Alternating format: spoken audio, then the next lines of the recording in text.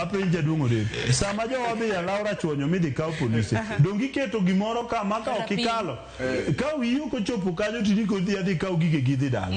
mane kaka itime to bang ka samoro wiyo ko chopo lakini pesa ni to chopo ka sama gi graduate jal makore miyo gi bunde angawa tiyudo nyaka magike chonga ka police kore wanda mane mawacho level mar corruption a police system then puoncho gi training mar police owinjo change mentality mar gigani inyalo paro reforms bene notima maneno gai mar doho Justice Maraga dengene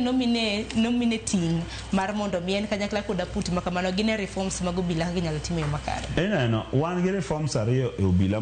manyalore joka nong'iyo reforms in terms of police welfare Dongo de Okariam. Mane gi wacho ni police koro winjo beni aidha dak gi jopiny kendo imiyo gi pesa msara no winjo beni nitie kaka job group mar gi bedo then ranks no ket ni ok migi kalore gi ada iringo matek e Olympic ori timango ni winjo beni gi bedo gi steady growth in terms of professionalism emo miyo ni gi stongo but gima reform mane ok gidhi gi ng'iyo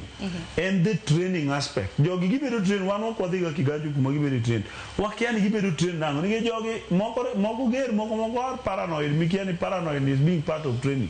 kora nadwa kwani our police system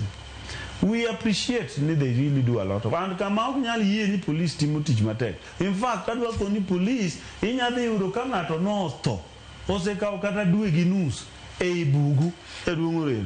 police madwa dhi tingo ng'ani kako topni aneno ka obila shemuto it's very painful okay chokodi wacho ni Sharon police are learned we have more than 50 PhD holders 5,670 masters holders poko tieko wacho ni police kanyo bende gintiere gi 35,000 degree holders wacho ni gisomo kasem dwa biro e studio to biya giwe studio ka issue mag messages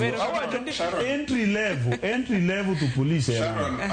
andu manoto kanyal donje nikech kata sirikal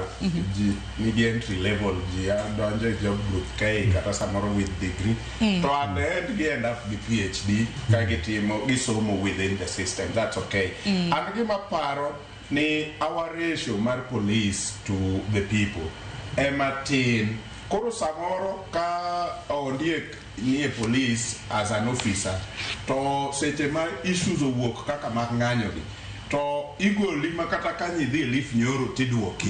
koro in bende in worked out nikech idhano and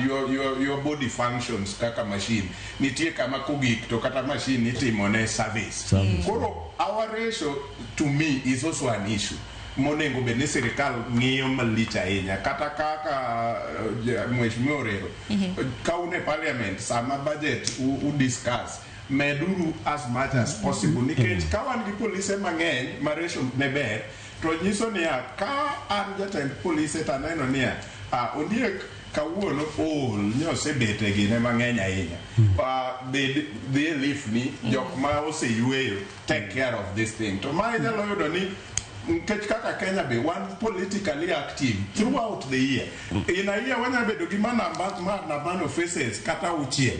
to nyiso ni pok yudo thuolo even to rest to imbe seche moko kaka in askari samoro ibe in gi issues gi nikech in gi family samoro nyithindi bende samoro tuore mana kaka nyithi ng'ama chielo nyalo tuore jaodi nigi problem here in gi problem there ichaki bire street maka bende we chien kuj me stress and then koka stress ng'eny koro inyalo yudo ka things can happen out of order wamedi kamoro kan Sharon